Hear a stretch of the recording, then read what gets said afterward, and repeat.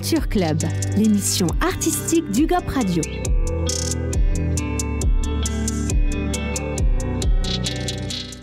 Bonjour à tous et bienvenue sur UGOP Radio, la radio du 12. Aujourd'hui, dans notre émission Culture Club, l'émission artistique d'UGOP Radio, j'ai la chance d'accueillir Moira Christescu. Bonjour Moira. Bonjour. Merci beaucoup d'être venue au micro d'UGOP Radio pour nous partager un petit peu ta vie et ce que tu fais d'artistique. Donc déjà, est-ce que tu peux te présenter et décrire un petit peu ton parcours ? Bien sûr. Alors, je suis la créatrice de la marque Moira Christescu Paris. Je crée des robes éco-responsables, plutôt événementielles, donc dans mon atelier à Paris, disponibles à la location. Donc, c'est réellement éco-responsable parce qu'il y a le greenwashing à le vent en poupe en ce moment. Mais je crée uniquement en revalorisation textile. Okay. Donc, ce sont seulement des matériaux qui ont déjà été produits, soit des stocks dormants de maisons de couture, des fois des vêtements qui ont déjà été créés, été cousus, que je réutilise donc pour créer de nouvelles pièces. Et je travaille aussi dans un processus zéro déchet.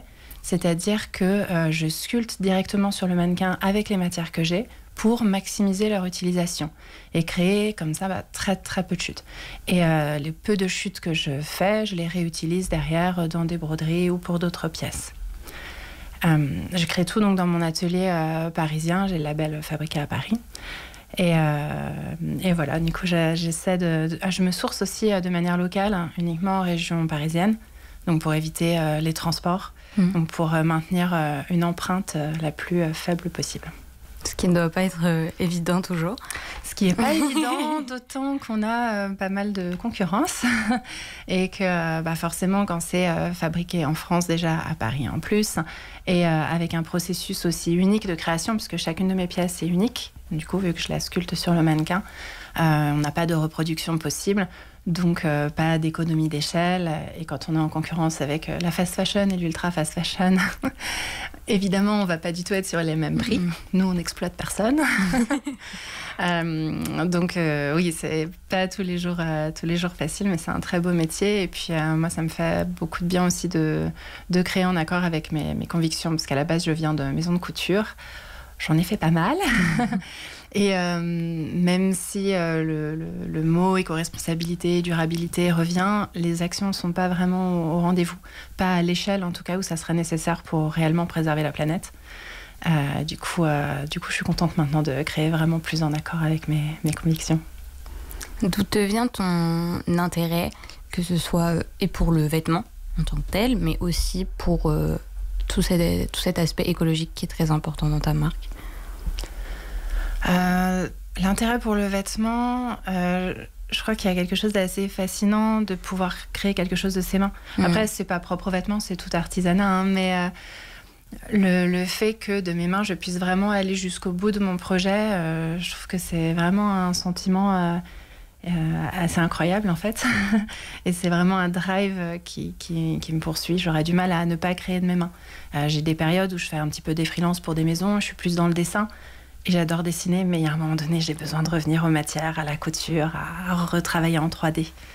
Et l'éco-responsabilité, depuis vraiment toujours, mais ça s'est, affirmé. Quand j'étais justement dans les maisons de couture, en fait, tous les 6 mois, voire des fois 3 mois avec les pré-collections, on jette tout ce qu'on a fait avant. En fait, on va aller sourcer des tissus, par exemple, dans des salons internationaux. On va nous envoyer plein d'échantillons. On va choisir à partir de ces échantillons lesquels on va utiliser pour nos collections. Et à la fin de la saison, tout part. Et donc ça, c'est une des parties où il y a beaucoup de gâchis, mais il y en a énormément d'autres, les transports notamment. Et c'est ça qui m'a beaucoup choquée, que j'ai essayé à mon niveau de changer de l'intérieur, ce qui est quand même pas évident, c'est tout un système qui fonctionne comme ça depuis longtemps. Et donc j'ai essayé de donner à des écoles de mode ou à des jeunes créatifs, d'éviter en tout cas que tout ça se perde. Donc ça, c'est ce que j'ai essayé de faire quand j'étais dans les maisons, mais il en restait quand même, et il en reste toujours. Il y a des échantillons de broderie. Enfin, on se dit quand même, les gens ont travaillé pendant des heures dessus. Ça finit à la poubelle. Moi, ça me rendait folle. Et je me suis dit, mais je suis sûre que je peux les réutiliser. Je suis sûre que je peux en faire quelque chose. Et d'ailleurs, Orsola de Castro qui disait Creating beauty from waste. Et c'est vraiment ça. Je trouve ça assez passionnant de créer de la beauté à partir de ce qui est un rebut, un déchet. Et d'arriver à en faire quelque chose de beau. On peut faire du beau en reproduisant éternellement encore des matières, mais on est sur une planète limitée, aux ressources limitées, et on a déjà tellement produit que moi je suis d'avis d'utiliser déjà tout ce qu'on a produit, et après on pourra se reposer un peu la question de produire de nouvelles choses, mais on a déjà tellement de matières brutes, c'est dommage de rien en faire. Où est-ce que toi tu vas chercher ces matières brutes qui sont déjà créées ? J'ai plusieurs sources d'approvisionnement, donc qu'en région parisienne, comme je disais. Et ça peut être des maisons de couture dans lesquelles j'ai travaillé, où je connais des personnes. Ça peut être aussi des revendeurs, qui donc sont un intermédiaire entre les maisons de couture et moi. Je me fournis aussi en brocante, en vide-grenier, parfois sur le Bon Coin. Vraiment, j'ai pas de limite tant que la matière est belle. Et ce que j'aime avec ce processus, c'est que en fait, je vais aller glaner, chiner des petits éléments à gauche, à droite, de partout. Et ça me permet de créer des pièces complètement uniques. On ne pourrait même pas les reproduire parce qu'en fait, je vais avoir trouvé 7 perles dans telle brocante, 7 autres perles dans une ressourcerie, à gauche, à droite. Et du coup, le fait de les amener ensemble permet que ça soit vraiment unique, ça vienne de plein d'endroits, mais que cet assortiment-là soit singulier. Le top que je porte, par exemple, il est brodé de... Bon, les gens qui nous écoutent, du coup, il est brodé de plein de perles de formes différentes, de tailles différentes, même de matières différentes, et qui ont été toutes sourcées à des endroits séparés. Et du coup, ça rend la chose vraiment singulière. C'est assez impressionnant, il est très beau. Et ça montre aussi qu'en fait, t'as un vrai intérêt pour chaque élément que tu vas rajouter à un vêtement. C'est pas juste ce fil là j'en ai besoin pour ce vêtement, mais je m'en fiche un peu. En fait, tu apportes de l'intérêt et tu apportes ta touche avec chaque chose que tu rajoutes à un vêtement. Et je trouve ça très beau, cette association comme tu dis, de toutes tes trouvailles, que ce soit en brocante, parce qu'en plus en brocante on peut trouver des choses vraiment improbables parfois. Et savoir que tu les associes et t'apportes de l'attention à chacune de ces pièces, je trouve ça très beau. Ça donne une autre vision du vêtement. Oui, c'est vrai que c'est un peu l'esprit que je pousse ou auquel je crois. Je ne sais pas comment on peut vraiment l'exprimer, mais qu'on redonne aux vêtements leur histoire. À une époque, on faisait des vêtements tellement durables qu'en fait, ils étaient transmis d'une génération à l'autre. Bon, je ne sais pas si j'ai le droit de citer de marque, mais si on parle d'ultra fast fashion à laquelle tout le monde pense, ça ne va pas être transmis de génération en génération. C'est impossible. Tout aura craqué avant. Les tissus qui ne passent pas à la machine ou qui rétrécissent de 3 tailles, c'est juste pas possible en fait. Et moi, j'aimerais qu'on revienne à ce vêtement trésor qu'on chérit, qu'on garde longtemps, qu'on répare quand il est abîmé, où on se donne... on lui donne aussi du temps, de l'attention, de l'affection. Il y a un autre service que je propose qui sont des réparations créatives par la broderie. Okay. Où en fait, je travaille beaucoup le tulle, qui est une matière fragile, qui fait quand même facilement des trous, même quand on y fait attention. Et du coup, plutôt que cette pièce ne soit plus louée parce qu'elle est abîmée, je vais la réparer d'abord pour assurer la solidité, et puis par-dessus, revenir retravailler cette cicatrice, si on veut, de tissu, en la rebrodant de perles, par exemple. Donc en fait, elle va prendre en valeur. Elle va devenir encore une fois plus singulière, plus unique. Et du coup, elle ne va pas être mise de côté. Elle va rester dans le vestiaire disponible à la location. Et je fais ça aussi pour mes vêtements à moi personnels. J'ai une très belle veste que j'aimais beaucoup, mais à force, elle était élimée sur tous les bords. Et plutôt que de plus la mettre, je me suis dit, en fait, je vais rebroder de toutes petites perles tous ces bords-là. Donc, non seulement on ne voit plus qu'elle a été usée jusqu'à la corde, mais en plus, les gens me disent, c'est hyper joli, brodé au bout comme ça. Donc, c'est vraiment l'idée de faire durer le vêtement le plus longtemps possible. Est-ce que tu peux nous parler un peu de ce que tu faisais quand tu travaillais en maison de couture ? Oui. Alors, je travaillais donc sur le sourcing des matières. D'accord. Après des dessins, donc de développement du design jusqu'à arriver à des pièces qui allaient intégrer les collections. Ensuite, on faisait les essayages. D'abord, on appelle ça une toile. C'est dans un tissu beige très sobre, une toile assez simple. Et après, donc, une fois qu'on a fait l'attribution tissu, c'est-à-dire le choix du tissu pour la pièce, on le réessayait dans le tissu final, parce que des fois, il y a des choses qui ont pu changer. On n'a pas vraiment pensé aux épaisseurs. Enfin, il y a des petites choses à régler pour que le vêtement soit vraiment parfait. Et ensuite, jusqu'au shooting. Moi, j'ai eu la chance, la dernière entreprise dans laquelle j'étais, c'était chez Karl Lagerfeld. Et j'ai eu la chance, du coup, de faire des shootings photos avec lui, puisqu'il était aussi photographe. Donc, c'est vrai que c'était une expérience assez exceptionnelle. Et puis, pour le coup, on suivait vraiment le vêtement du début à la fin.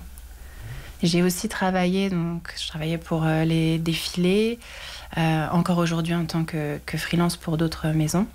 Et j'ai travaillé aussi sur les célébrités. Et ça, c'est quelque chose qui me plaît beaucoup aussi. C'est assez souvent des vêtements de scène. Parfois, ça peut être des vêtements de gala ou des fois les deux, par exemple pour les VMA. Et c'est vrai que c'est assez passionnant aussi parce qu'on intègre l'univers de cette artiste. Et je dis au féminin parce qu'on va pas se mentir, c'est quand même plus des femmes que j'habille.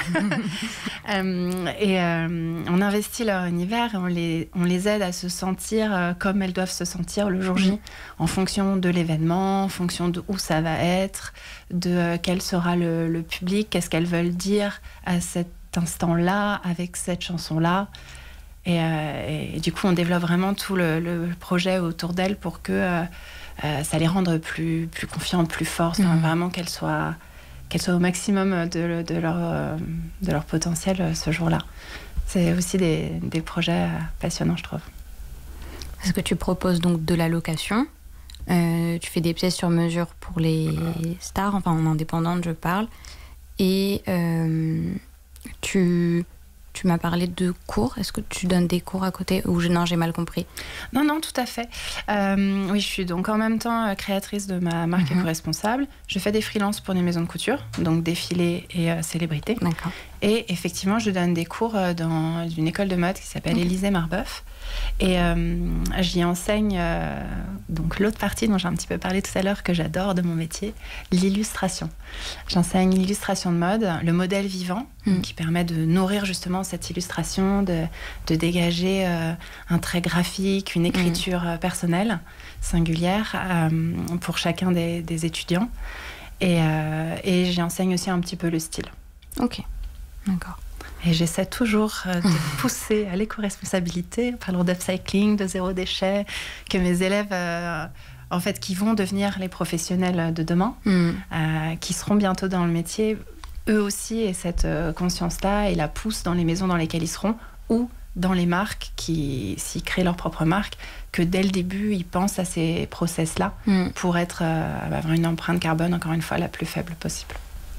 Mais justement, en parlant de process, comment ça se passe pour créer un vêtement là, donc vraiment dans le cadre de toi indépendante, du point A au point B, comment est-ce que tu fais et en quoi du coup ça va être très différent de ce qu'on va faire dans la fast fashion? Comment est-ce que tu choisis, tu contactes d'abord ton fournisseur, comment est-ce que ça se passe?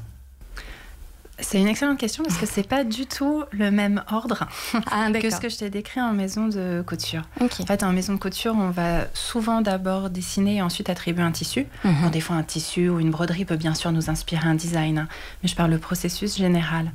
En revanche, moi, la manière dont je travaille pour être zéro déchet, c'est plutôt l'inverse. C'est que je pars des matières que j'ai, mais même dans la forme des matières. C'est-à-dire que si j'ai un carré de 20 cm sur 30 cm et que je veux l'utiliser, ben je pars de ça, en fait, pour l'utiliser en totalité.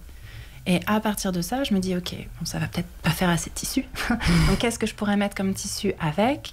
Est-ce que je vais rajouter aussi des rubans ? Je suis assez fan de gros grains, il y en a dans la moitié de mes designs, je pense. Où est-ce que je vais les agencer ? Qu'est-ce que je fais comme type de volume ? Et aussi à quelle taille ça correspond. En fait, je fais que des pièces uniques et mon but, c'est d'être le plus inclusif possible. Donc, en fonction du morceau que j'ai, je vais peut-être plutôt me diriger vers un 36 ou peut-être vers un 42 ou peut-être vers un 50. Et en fait, ça me permet, encore une fois, de ne pas gâcher, puisque je vais utiliser la totalité de la pièce en fonction aussi de à qui je vais m'adresser, à quelle morphologie je vais m'adresser derrière. D'accord, donc inclusivité, éco-responsabilité, c'est bien parce que tu restes vraiment en accord avec toutes tes valeurs humaines dans ce que tu fais. Et ça donne un très beau projet. Est-ce que sur Paris, il y a beaucoup de... Enfin, j'ai l'impression en tout cas que sur Paris, il y a beaucoup de boutiques éthiques, marques éco-responsables, on fait de l'upcycling, etc. Est-ce que toi, c'est quelque chose aussi qui peut t'enrichir dans ton métier, ou est-ce que tu vois qu'en fait, il y a des vraies dissonances entre les différentes maisons que tu peux voir, ou même des tensions parce que telle marque éthique s'est installée là alors que là il y a telle marque éthique. Cet environnement-là, comment est-ce que tu l'articules avec ton travail ? Pour le coup, je pense qu'il y a une vraie osmose entre tous les créateurs éco-responsables. On n'a pas forcément les mêmes choix, c'est-à-dire qu'il y en a qui vont faire de l'upcycling, d'autres de la revalorisation, d'autres du zéro déchet, d'autres de produire localement. Rien que ça, c'est quand même déjà plus éthique et plus éco-responsable. Et je pense qu'on est plutôt tous dans le même groupe à lutter contre l'ultra fast fashion et la fast fashion. Mais moi, je sens vraiment pas de compétition. On est plutôt au contraire à essayer de faire bloc tous ensemble pour essayer de changer notre industrie qui est quand même une des plus polluantes au monde. Et c'est vrai qu'il y a de plus en plus de boutiques. Il y a une marque que j'aime beaucoup, 1083, qui produit aussi uniquement en France. 1083 parce que c'est à moins de 1083 km, vu que tout est produit en France, et que c'est la diagonale la plus grande de France. Et de voir leur succès, au contraire, je trouve que ça remotive, ça rebooste. Et puis aussi, simplement, on s'habille. Oui. Je m'habille des fois dans mes créations, mais je m'habille aussi éthique et éco-responsable en dehors dans ma vie personnelle. Donc je suis contente d'avoir aussi ces autres marques. Oui, mais c'est très bien parce que ça... Le but, c'est de lutter justement contre la concurrence des marques d'ultra fast fashion. Donc, au contraire, il vaut mieux une sorte d'écosystème de marques éco-responsables tout ensemble. Et on a quelques rassemblements. Des fois, par exemple, moi, je fais partie du label Fabrica à Paris. Et il y a aussi y a un rassemblement ce soir à l'Académie du Climat, par exemple. Donc, c'est chouette aussi d'avoir ces événements-là qui nous relient pour avancer ensemble. Tu fais pas mal d'interventions comme ça dans ce genre d'événements ? Ah là, je vais écouter. D'accord. Je ne vais pas intervenir. Okay. Mais oui, ça m'arrive parce que c'est pas que je prêche pour ma paroisse. Mais j'aimerais quand même qu'on continue à se poser les questions parce qu'avec le Covid notamment, il y a eu un certain ralentissement de la consommation et une plus grande conscience de comment on influe sur le monde. Aussi avec le Rana Plaza, il y a une dizaine d'années, un immeuble de fabricants de prêt-à-porter au Bangladesh qui s'est effondré. Il y a eu énormément de victimes. Donc, il y a des sursauts, en fait, où on repense aux actions, aux conséquences de notre consommation. Et après, ça retombe un peu comme un soufflet. Et donc, moi, je suis là pour essayer que ça ne retombe pas, qu'on continue à essayer de faire mieux, en fait, pour la planète et puis pour nous, parce qu'à terme, en fait, la planète, elle peut survivre. C'est l'humanité qui est en jeu. Comment tu penses qu'on peut envisager l'avenir de la mode ? En poussant vers plus d'éco-responsabilité toujours, en forçant un petit peu les marques qui ne s'y intéressent pas du tout à bouger. Et en fait, il faut que ça passe par des lois. Être juste dans nos initiatives personnelles, évidemment que c'est bien, évidemment que c'est important, mais c'est en bougeant à l'échelle des pays, à l'échelle des gouvernements, qu'on peut réellement faire la différence la plus marquante. Et là, on l'a bien vu avec la loi anti-fast fashion qu'on essaie désespérément de faire voter depuis plus d'1 an, mais qu'une fois qu'une grande marque que l'on ne citera pas de ultra fast fashion a pris comme lobbyiste un ancien ministre de l'Intérieur, on ne peut pas dire, le fonctionnement du lobbying a très bien marché. Et du coup, cette loi qui devait être vue en mars par le Sénat, qui a été déjà approuvée à l'unanimité par l'Assemblée l'année dernière, comme de par hasard, a disparu de l'agenda. Et donc, il a fallu force manifestation de militants et de tout un chacun pour que ce soit, en principe, remis à l'agenda du Sénat, là, en mai. Mais donc, comme quoi, la mobilisation paye. Il ne faut rien lâcher, il faut suivre toutes ces lois et les pousser. Et ben c'est ce qu'on va faire pour la suite. Merci beaucoup Moira d'être venue au micro du GOP Radio. Pour les personnes qui souhaiteraient te retrouver et suivre ton travail, étant donné qu'en plus tu fais des très belles photographies de tes créations, où est-ce qu'on peut les diriger ?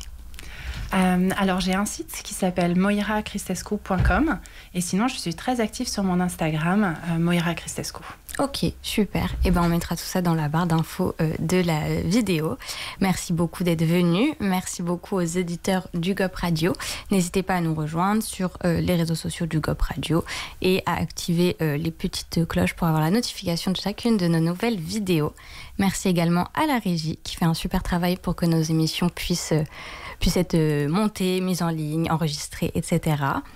Et à très très bientôt sur GOP Radio, la radio du 12. Merci.